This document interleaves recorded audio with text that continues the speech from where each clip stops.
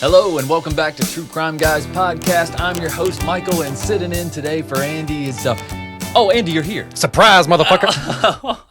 What? When did you sneak in the studio, Andy? I never left, Michael. I don't doubt it. I just very sneaky, sir. I thought it very smelled odd in here when I came in today. That's not, oh my God. Speaking of, no. We'll save that for later. That's right. Just can't get rid of you, can I? Never gonna get to. No.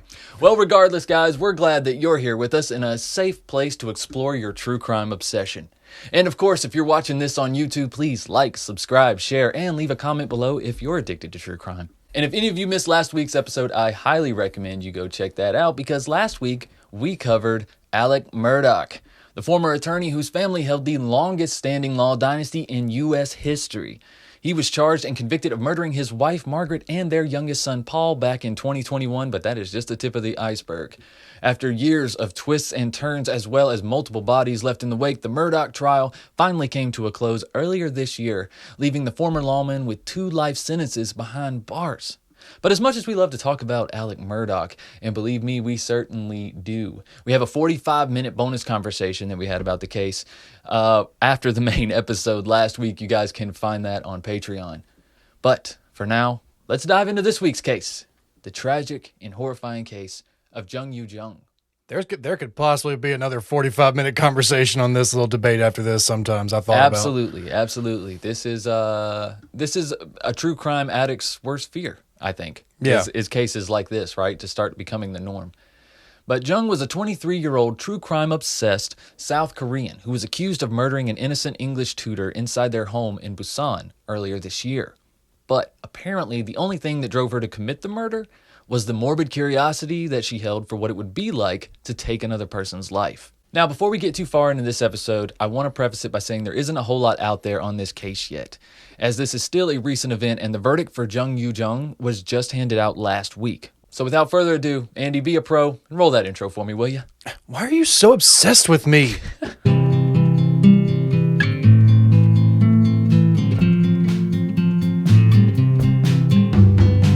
This is a story of a girl who loved true crime. Dare I say she was obsessed. True crime all the time for her favorite murder written across her chest. And once upon a crime, I'm sure she believed that she'd live in the last house on the left, with a little true crime garage on the side, maybe married to a true crime guy. But alas, she was a true crime junkie. Her interest became more morbid with every dark topic, every case file she looked into, not to mention what she's been through. Her parents left her, no friends, abandoned by her generation. She gave into her inspiration. Why? Who knows? Maybe she just wasn't wearing the right clothes. Or maybe she wanted to be a killer queen, all regal. Whatever it was, I wish someone would have said, "Excuse me, that's illegal. Excuse me, that's illegal." True crime is just life's tragedies, and you can't hide behind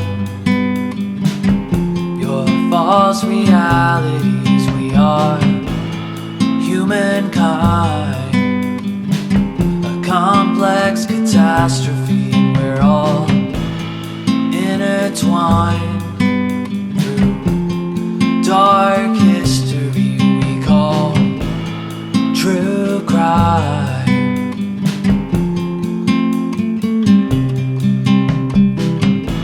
It's true life.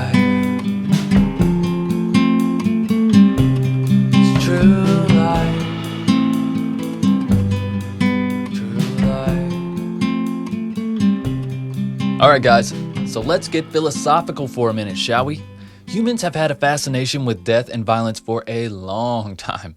From the fights in the Roman Colosseum to brutal public hangings and executions, up to today, when countless viewers still tune in to watch UFC or a NASCAR race, only with hopes to see a devastating crash.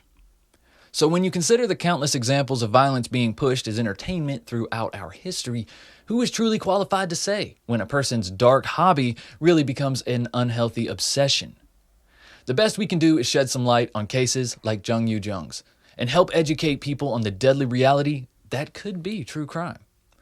So, enough warnings and explanations. Let's get into what you're here for. So Jung was a 23-year-old recluse who lived with her grandfather in Busan, South Korea since she was 6 years old. Her mother abandoned her when she was just a year old, and sadly her father did the same a few years later. In that time, Jung is said to have never even held a job, and along with having very few friends in her life, she was limited to hardly any social interactions whatsoever. According to police, Jung had filled her time over recent years with becoming obsessed with true crime, claiming that the majority of her free time was spent binging murder TV shows and reading countless true crime books. Who does that, Andy? I mean, I don't know anybody we can think of. I don't know anybody.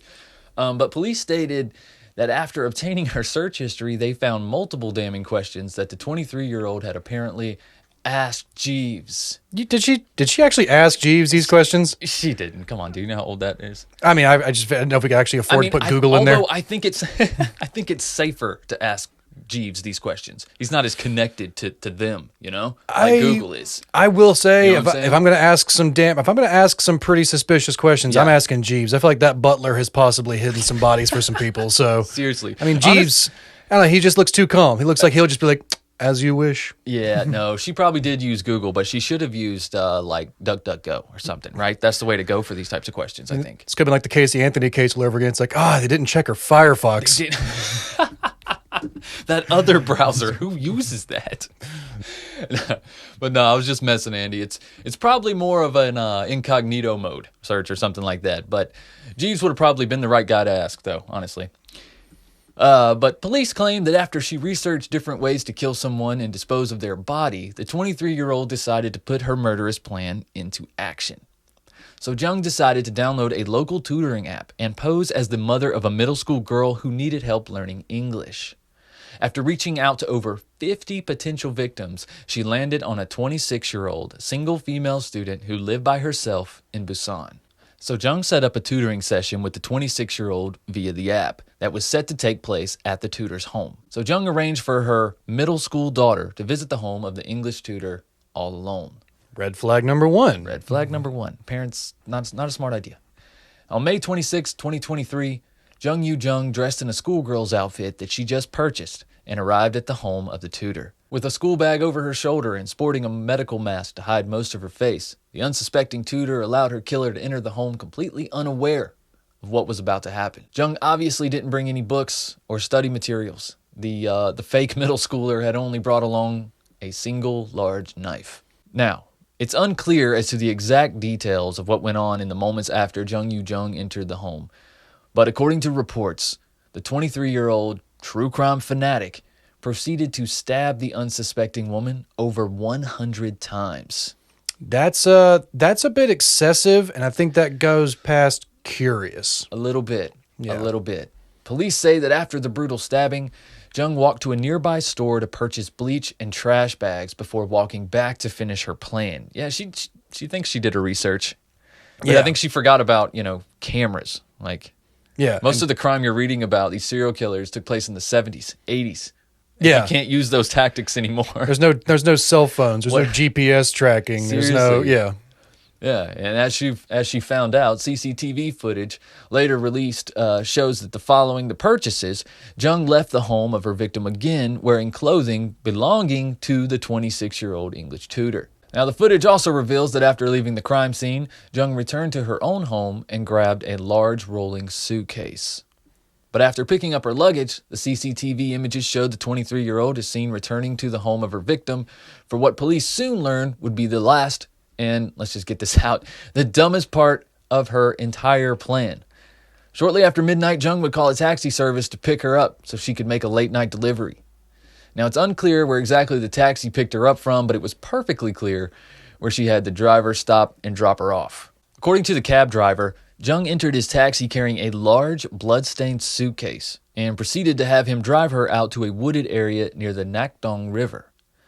Jung then took the suitcase and walked into the woods for a short ways, only to return to the taxicab empty-handed. Could you imagine? Like that. This was the best part of the whole story. Just imagining that taxi cab driver just being like. I kept thinking of like The trust that she had in him too. The obliviousness, or just the like. Yeah, let's just see where this goes. Right. I mean, I'll call somebody when she leaves, but like, let's see where this goes. Let's just see what she's doing. You know what? It's boring. It's midnight. Maybe I got this nothing else going on. Right. Maybe this is one of those scavenger apps or something she's doing, right? Yeah, but it's like clearly the cop, the cab driver's looking back. It's like you want to put like a towel down, like we're getting. Got a little. You're getting blood all over. Blood Every on taxi everything. cab driver to me is like a New York cabbie. So Yeah, it's of just like, course, of course. You gonna put towel down? You're getting blood all over my seat back. You gotta pay for that? Like I gotta clean that shit. You know, like I was saying, like you want to put something. Hey, you just gotta take it and dump it out There's a there? cleaning charge, You just gonna dump it out there? Well, I'm just gonna. Oh. Let me just keep it running. I guess I'm just gonna stay in here and keep it running. right? Meat still running, lady. I'll be an accessory to your crime for the right price. Listen, meat still running. I don't care as long as you pay this tab. I'll take it wherever you want to go. All right. Yeah, and he did. He even took her back to the same place that he picked her up. But then he would immediately alert police about the very suspicious behavior that he had just witnessed. And with props to the Busan Police Department, they really didn't waste any time. Police would visit the home of Jung Yoo-Jung the following day on May 27th. And after a short interview, Jung was arrested and taken into custody less than 24 hours after brutally stabbing the innocent 26-year-old college student. The police would investigate the home of Jung Yoo-Jung, and during their search, the team would find the first of multiple grisly discoveries. After digging around the home, officers would find multiple body parts belonging to the English tutor, along with her wallet, her cell phone, and her ID. Pretty damning. Yeah, those bodies were in trash bags. Remember those bags, I think I said? Yes. So she's like, why didn't you take any of those bags out with you? Why did you leave some of them at your house, some of them here? Well, because she must have truly enjoyed some aspect of it and wanted a memento. Yeah, that's why like we were talking about this before as well. It's like there is so much of this crime that is clearly planned, and there's so much of this crime that is clearly like, oh shit, what have I done? Right. Officers also returned to the wooded area that the taxi driver took Jung to that previous night, and it wouldn't take them long to discover the very poorly hidden suitcase. Surprise! Inside the case was more of the remains of the 26-year-old college student that Jung Yoo-Jung had just brutally dismembered. So now the police had a basic idea of what happened, but they had no idea why. And so initially they just assumed that it was an argument or something that got out of hand, but it wouldn't take long to realize that this was not a crime of passion. Jung Yoo-Jung would confess to the police that she had killed the 26-year-old student just out of curiosity. She stated that she just wanted to know what it was like to murder another person. In order to make it look like the victim had disappeared, Jung kept the victim's mobile phone, ID card, and wallet, attempting to commit a perfect crime. Police were shocked by this confession, of course, but with all the evidence that was stacked against Jung, the officers had no choice but to believe her story. How is this a perfect crime if you still have all the evidence? Like that's part. Yeah. If a crime occurs, you want to make sure there's no evidence, and by making sure you have all the evidence with you, is not the way to commit a perfect crime. No, because especially when you're the main suspect. Yeah. Like they had this app and the meetings scheduled and all this, so yeah. And with that, Jung Yoo-Jung was charged with the murder of the 26-year-old Busan student and would await her trial later this year. Now, South Korea does things a bit more quickly than the U.S. when it comes to court systems and murder trials, and it would be in November of 2023 when Jung Yoo-Jung was sentenced to life in prison for the murder and dismemberment that she committed this past May. Yeah, there is not a break in those cases, is there? It's literally No. like, oh, okay, so you're Boom. charged with this. All right, we'll see. Are you free Tuesday? Yeah, we'll see you Tuesday for your sentencing. Yeah, they're not fucking around, dude. During the trial, Jung would plead insanity by claiming that she had hallucinations and heard voices that were telling her to do what she did. But court officials and prosecutors were able to prove through her internet history and careful, well, at least in some ways, planning of the murder, that she was very much in control of her own actions. The headlines have continued to fly about true crime fan kills and does true crime obsession lead to murder?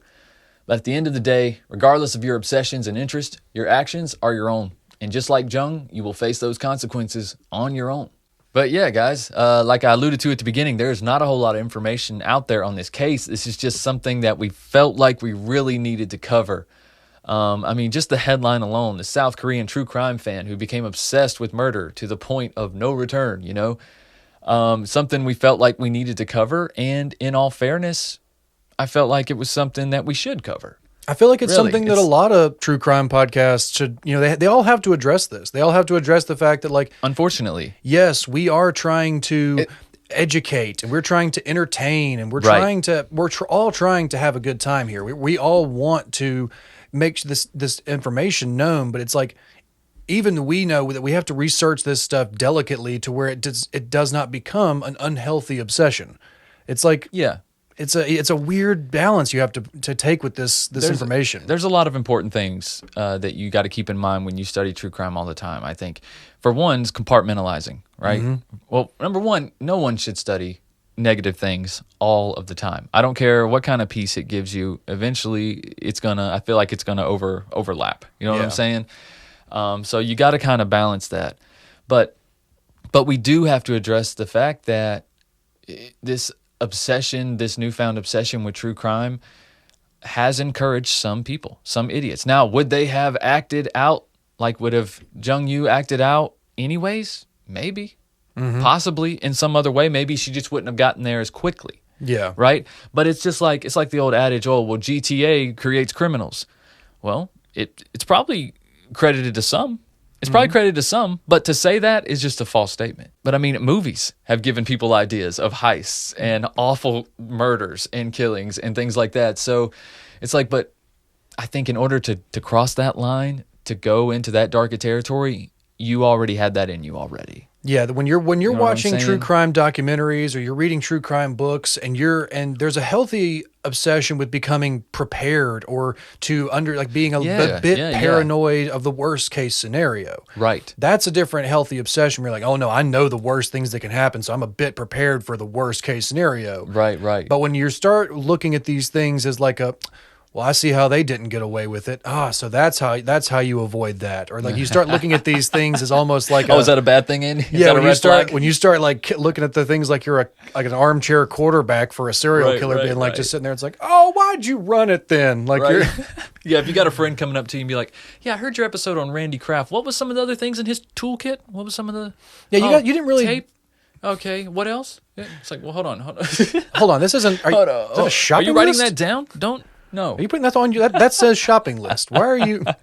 No, there is a weird little. There's an edge you have to walk where you have to watch these things and you be like, yes, you can look at the criminals and see their mistakes in like a dummy, and not like well, I would have done it this. Yeah, you can't start looking at it and say, well, how would I do this? Right. That's where that obsession starts coming in, and I still think that these headlines for this episode, like the headlines for the articles, they just don't do it justice. They really don't. It's almost like a clickbait type situation where it's this like, oh, a true crime fan kills. And it's like, is she obsessed with true crime, or is she just, did she already just have a bit of a darker desire to do this? Because again, she stabbed this girl over 100 times. 100 times with no hesitation, apparently. Like, because we don't see any. I mean, she didn't bring anything to trick this girl, like we mentioned in the case. You know, she didn't bring any books. She didn't like, oh, let me sit down, and while she turns her back to go get me some tea, then I stab her. It's like, no, apparently she went right after her. Yeah, there is. We don't know the details of all the incidences that happened because this is a South Korean case. They haven't released all the in-depth detail. Like I said, this court case happened within a few months, and she's already serving life in prison. You know what I think, though, Andy? I think this is more of a case for nurture. Just being the fact that her parents left her. I don't care how good of a guardian her grandfather was. Mm-hmm. Still, the fact that both of your parents, your biological parents, leave you, that has to leave some type of hole. Oh, she especially openly... at a young age, right? And then you combine that with being a hermit, never coming out, being a recluse, never talking to anyone, not having any friends, outside goals, not having money to support yourself. You know what I'm saying? Like, you stay in your own room, in your own head, in these own books, and you just become more and more radicalized, but also at the same time disconnected from humanity. Yeah. And at such a young and pivotal age. She openly has said that she is very upset about her father leaving her at 6 years old and her mother leaving her. One of her internet search histories was like looking up the term for killing a family member. And I think her father did say that she called him the day of the murder and made some sort of threats to him. Okay. So even her like family, even though they're not really in her life, even they all knew, they're like, this is not okay. Like we need to tell this people that she's not mentally stable. Like it's not like a true crime obsession that she's obsessed with. She's not mentally stable. But she was. But mentally. But what you're trying to say is she could have got addicted or obsessed with anything, right? Yeah, like this girl already had true crime, and so she wanted to take part in it. I think this girl already had dark tendencies. She was already hurt. She was already angry. She was already doing these things. And yes, she may have watched these books book. She may have watched these documentaries, and she may have looked up some dark internet histories, but I think she was already going to hurt somebody regardless. I don't think it was the true crime obsession that made her hurt somebody. Right. So that's what I'm trying to say about these articles. It's like, I don't think it was the true crime obsession that led her to murder. Right. I think she was going to hurt somebody regardless. Right. And she just happened to also have an interest in this passing thing. And or she was going to hurt somebody and decided, I need to study up on how to hurt somebody. Yeah. And get away with it. Or how do I do these things? That was a lot of her search histories, like how to different ways to kill people, different ways to get like dispose of bodies, how to not get caught. And right. That's absurd that she just thought that. I mean, you study true crime allegedly, but yet that's what makes me question a lot of it. It's like I hate to be that guy, but it's like, excuse me, if you're actually a true crime, you made some really rookie mistakes. No. Yeah, I felt the same way reading about this, being like, that guy. Like I'm not a true crime obsessed, but like, listen, I'm a true crime educated. Like it's. But what I'm getting at is, what does it take for the media to write true crime obsessed, true crime fan, true crime, person takes it too far or whatever? Like, what does it take to do that? Do they find a couple Anne rule books in her room? Right? Is 5 out of her last 10 searches about crimes? It's like, what is it? It's a copy of Helter Skelter on the nightstand. Exactly. Like, what is it that makes them obsessed? You know what I'm saying? Like, you have to take that with a grain of salt anytime it's a headline this big. Well, I do think that this also may stem from it being a South Korean case, but there's not so much information released about it. So most of the headlines that have been released have come from the South Korean police and their like PR. Right. It's come from this. Oh, this girl was obsessed with true crime, all of her search histories, and she's been watching TV series and movies, and so it's like. We don't even know fully because there hasn't been a lot of real journalistic investigation into this case yet. There hasn't been a documentary made. There hasn't been a real sit down interview with her with so all of these things are being told to us from the perspective of the police and the PR and the district attorneys and like the prosecutors. So right. That's where these headlines are coming from. So that's the only reason I can think that if we had a real... I'm talking about the clickbait headlines. Yeah, it's like... You know what I'm saying? I feel like if we had an investigation, like a real journalistic interview, then it wouldn't be that headline. We wouldn't have the true crime obsessed. It would be something else. But since that's the only information we're getting from the police and the prosecutors, that's what all the headlines are going with. Yeah, yeah. And it does seem pretty cut and dry. I mean, she did seem quite obsessed with it. And she did have, a plan. She had an obvious plan, whether she's insane or not.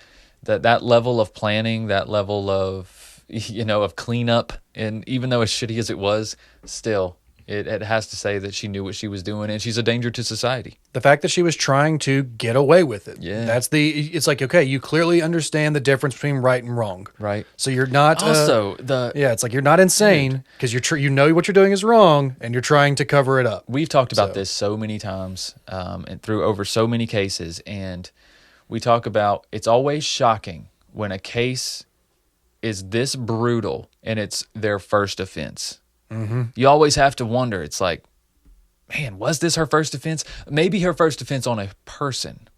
True, possibly. You know what I'm saying? But was she killing animals or something? Because this is just 100 times, and then you cut the body up and put it in different pieces. Yeah. At 23 years old, you've never been violent before. But yeah, like this. You see what I'm saying? Like that explosion of rage is just like that's so crazy for a first time. It is, and being able to just go through with that. Mm-hmm. Like for instance, if you found the suitcase in the woods, Andy, with no background, you would think we got a damn serial killer, or this is some fucking organized crime shit. Yeah, like some kind of Yakuza or gang or some kind of South Korea, but yeah. Like the mafia, organized crime, whatever the South Korea mafia is, something like that. Because this is freaking brutal. It's insane. You would have never. The plan might have worked if the taxi driver doesn't say something. That's all I'm saying. Yeah, you can't. You don't have to involve a taxi driver in this. When you're like, that's the one thing. It's like if the fact that you let somebody clearly see you do this, it's terrifying because she was so far away from the typical culprit of this type of crime that I really don't think she would have been suspected unless they connect the dots with that tutor app. Yeah. Right? Which they would have done because I don't know, she had her cell phone. Yeah. So they couldn't have found her cell phone if it wasn't for the taxi driver. See what I'm saying? The taxi driver. Made a lot of mistakes. That's what I said. This is clearly not a New York taxi driver. This taxi driver, man, hero in this case. He was paying attention. Good job, taxi drivers, for paying attention. Paying a lot of attention. You know what? They got their head on a swivel. Absolutely, absolutely. And you have to, no matter what you do for a living, you got to have your head on a swivel when you out. Right? And you also got to be smelling good when you're out, Andy. I knew you were going to segue somehow. Did you? I knew you were going to get that segue in right here. Into Oh My Gaia. That's just how I going do to it. slip on in, smelling great. What's up? It's Oh My Gaia. It's Oh My Gaia, an innovative, all-natural deodorant, fragrance, and beard oil company specializing in paraben and aluminum-free products. And guys, at Oh My Gaia, they have all of your favorite scents and deodorant, scented oils, and beard oils like vanilla, cherry almond, sandalwood, lavender, lemongrass, Egyptian musk, coconut, dreamsicle, leather, lumberjack, honeysuckle, fireside. And we have our own scent, True Crime Pine. And guys, that's not all of the scents. Please, ohmygaia.com and check it out. But we have our own scent called True Crime Pine. Great place to start if you don't know where. And because you're True Crime Guys listeners, you can use the code word CREEPER for 15% off your order. That's CREEPER for 15% off your order at shop_ohmygaia on Instagram. Make sure you give them a follow, or ohmygaia.com, ohmygaia.com. And don't forget that code word CREEPER, guys. You will not regret it. I'm going to start putting a different accent at the top of each list for each episode. Yeah. Be like, all right, Michael, you're going to read this list in Scottish. Yeah, I would like if you just mixed all the scents up, just mix them all up so I don't have to mix them up on the fly. Oh, so you start having to just all right, let's get this rap going. I got to get a rhythm here. Get a rhythm here. Yeah, it'd be good if they rhyme too. That'd be good, Andy. Can we get some? If you could get on that? Can we get some onomatopoeia in here? Yeah. Can we get some? That would be nice. It would make our ads much more entertaining. Right? Yeah. Get the light But show guys, going. yes, please support Oh My Gaia or any ads that you hear in our show. That helps us out a ton when you support our sponsors. Another thing that helps us out a ton is Patreon. Patreon.com/True Crime Guys. If you love what we do here, there is tons of extra content for you. Speaking, like we mentioned at the beginning of this episode, we have an extra 45-minute conversation on Patreon right now that we basically recorded after the Alec Murdaugh case. Me and Andy were sitting here and we just couldn't shut up about it. And I was like, just turn those mics back on, dude. Let's just record another episode. We have opinions. So we got all our opinions out and all of our controversial statements out on that show on Patreon. So if you guys want to check that out. But in addition to that, there are hundreds and hundreds of sound files, Patreon exclusives dating back to 2017, Sandu stories, strange shorts, higher thoughts, and so much more, guys. So patreon.com/True Crime Guys, where for just $5 a month, you get access to all of that good stuff. Also, if you're listening on Spotify, please leave a review, or if you're on Apple Podcast, please leave a review. That helps out the show a ton, guys. And make sure you follow us on there, as well as on social media at True Crime Guys, wherever you are, whether it's on Instagram or Facebook or X, Elon Musk's social website. What else? Also, remember, if you're watching on YouTube, please hit that subscribe button, share with your friends. We appreciate you very, very much. Leave a comment if you have a case suggestion below this video or anywhere on social media at gmail.com, truecrimeguys@gmail.com. You guys can reach us there. Okay, links to everything I mentioned below the episode.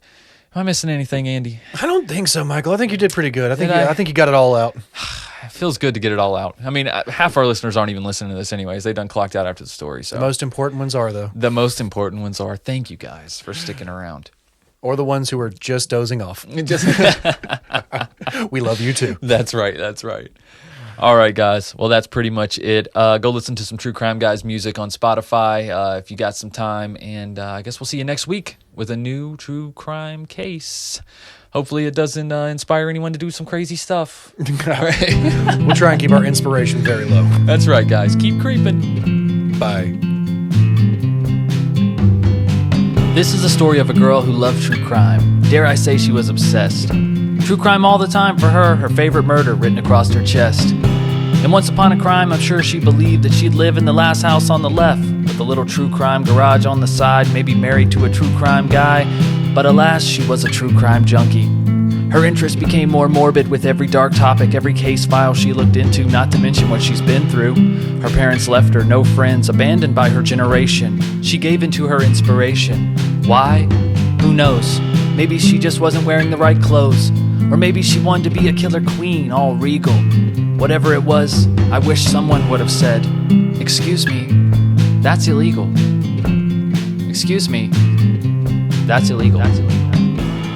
True crime is just life's tragedies, and you can't hide behind false realities. We are humankind,